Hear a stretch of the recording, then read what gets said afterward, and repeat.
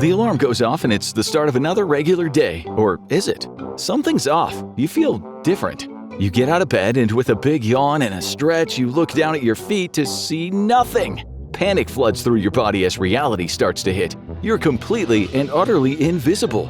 And we don't mean the no one likes your funny Instagram posts or the constant left swipes on your dating profile type of invisible. We're talking about totally imperceptible to the human eye from every angle and at any distance. You can't see your own hand in front of your face. How could this happen? Is it a dream?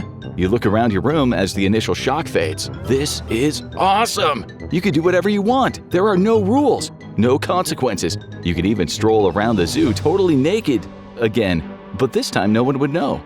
Nothing could go wrong, right? And you're about to find out why being invisible would actually really suck. You leap out of bed ready for the day of mayhem and mischief, and you head to the door, and that's when the first problem hits you. You might be invisible, but your clothes aren't. Great, you think. Time to adopt that nudist lifestyle Uncle Terry keeps talking about. Peering out the window, you see it's a cold winter's day outside, but that's not going to stop you. You might experience a little shrinkage, but it'll totally be worth it. Imagine the possibilities. You could beat the crap out of a mime, and everyone would just think he's really good at his job. You head out your front door without a single article of clothing on you. You're going ultra commando on this special day. You'll just get used to the cold. Not necessarily. The freezing air prickles at your skin. You start to shiver, your feet are numb. Without the protection of clothing, it could very easily kill you after enough time. Sure, it wouldn't be instantaneous, but after a few days, perhaps even a week at a temperature that everyone else needs clothes for, things wouldn't be looking good for you. Anything lower than that, like if it started to snow, and you'd only be able to last a few minutes before suffering permanent damage, or even contracting hypothermia, thanks to your lack of protection. But you're not worrying about that. A little frostbite will be worth the fun of going into people's houses and moving stuff around until they think there's a ghost in there with them. Alright, maybe the nudist life isn't all it's cracked up to be. It turns out clothes have some serious advantages, but no pain, no gain, right? If you want to make this invisibility thing work, you're just gonna have to suck it up and tough it out. But man, you didn't think being invisible would suck this bad this quickly. First, this isn't an episode of Looney Tunes. Even if you were able to use your invisibility to sneak into the bank, you likely wouldn't find much inside the vault. If you're expecting a Scrooge McDuck-style room with enough gold coins to swim in, then you're gonna be disappointed. Smaller bank branches in the US will only have around $50,000 on hand, often much less. And while the bigger sites might have more, it's still a lot to carry out while staying unnoticed. Sure, 50 grand might sound like one heck of a haul for a smaller heist, but it wouldn't be any easier to get your hands on while invisible. And even if you were able to grab the loot, you'll likely encounter another problem, a die pack. In the event of a robbery, if a bundle of cash containing a die pack is taken through bank doors or tampered with, then the die pack will explode, painting you a lovely shade of purple. And you don't want to walk around looking like a human eggplant, but there's gotta be some way to make money with your new superpower, right? You're sitting outside the bank and feeling depressed when you spot it, an ATM. Jackpot! This'll be easy. All you have to do is wait and watch. You'll memorize someone's PIN, then help yourself to a little invisible, nude walking around money. The perfect crime, but bear in mind that the number on its own is pretty useless unless you can get your hands on their physical bank card. Just because you're invisible, it doesn't mean you suddenly develop the skills of a master pickpocket. It turns out most people can feel someone clumsily reaching into their pocket or purse, invisible or not. And a lot of those people's first reaction is to swing.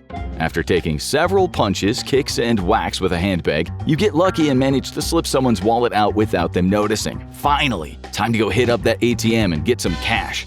This invisibility thing was really starting to suck, but finally things are looking up, right? As you turn the corner, a passerby spots a wallet floating down the street. Their first thought is to call for an exorcism, but after the initial shock, they snatch the wallet and run. Some people, huh? You try to run after them, but your shredded feet mean you don't get far. You watch as the thief and your cash disappear into the distance. Now you're invisible and broke. There's only one thing for it. You decide to just steal things outright. You walk into a store and grab the nearest thing that takes your fancy, like a shiny new phone. You smile as you leave the store, the latest iPhone levitating out the door.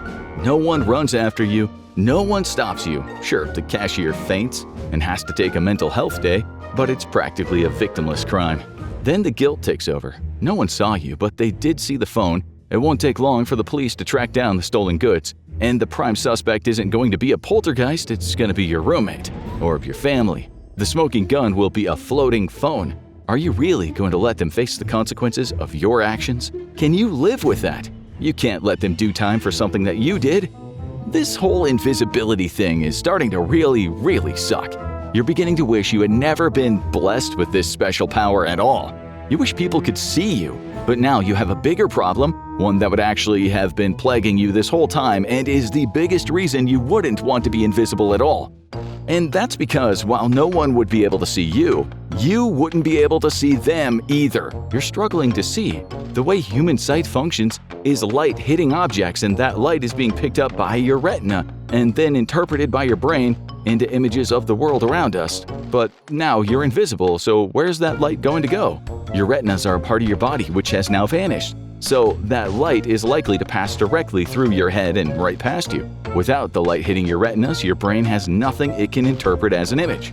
Being unable to see is going to make navigating your way around difficult, while not impossible to do through the use of sound. That in and of itself is a skill that takes time to master. You start to stumble along the sidewalk, banging into things as your vision fades. You knew you should have stayed in bed. As you try to find your way home, you start to think about your family and friends. How will they know I'm here, you wonder? They might think you decided to cut them out of your life, or you ran away, or even worse, you're dead. Your landlord will rent out your bedroom to a new tenant, not realizing that you're still living there. On the plus side, you get a new roommate. You're all alone. You're going to be living an isolated existence. All those interactions with other people that you took for granted, the kind of socialization that human beings need in order to remain psychologically healthy, it would be gone. Even if your friends could hear you, they're going to be freaked out when your disembodied voice starts talking to them. They'll never look you in the eye again. You start to hobble home, desperate for some company, but the sidewalk is like a minefield. People barge into you, dogs seemingly bark at nothing. You try to cross the road, but that's like running the gauntlet. Drivers don't slow down, narrowly missing you. A bus nearly takes you out. One misstep and you'll be an accident hidden from view. Any car traveling down what they think is an empty street could easily hit you and likely wouldn't even know. Checking their mirrors, a driver wouldn't see anything and would probably assume it was a pothole or a small animal they hit, driving off and leaving you injured and at risk of being hit by other vehicles. An invisible bump in the road. The same would be the case if you died on the street. Sure, pedestrians might trip on your body, but they wouldn't know you were lying there. If you were bleeding out while invisible, someone would probably assume that your blood had been left behind by someone else and that whatever body it had come from had already been moved. Someone cleaning the sidewalk could even come and hose it away, not realizing you were still laying on the sidewalk. Your head is spinning, your world is crashing down. As a pedestrian bumps into you, sending you crashing to the sidewalk, you realize no one will ever know you were here. The world is passing you by, moving on without you.